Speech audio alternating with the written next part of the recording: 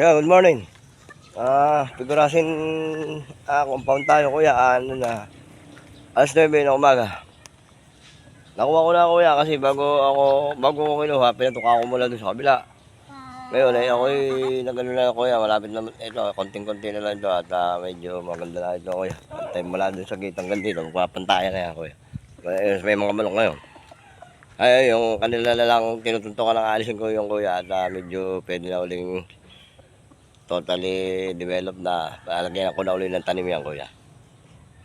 Magandang tingnan dito sa ating pagpasok ng gate kuya, halos pantay na. May level lang kaunti, pataas ng kaunti dyan, pero hindi na halata.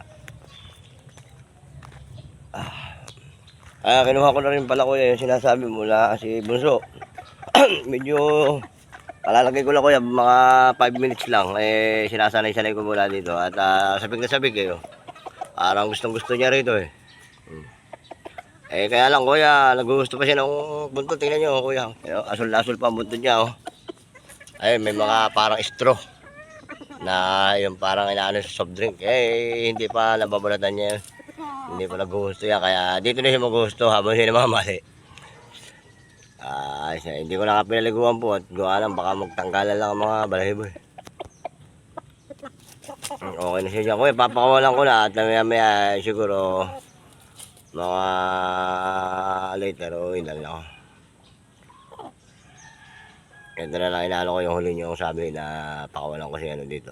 Okay kuya, thank you very much. Salamat din sa mga sabi ko sa iyo kuya. Sabihin mo ang mga gusto mo mangyari dito and then ako mag-i-implement dito. Basta sabihin nyo lang kung anong gusto nyo mangyari.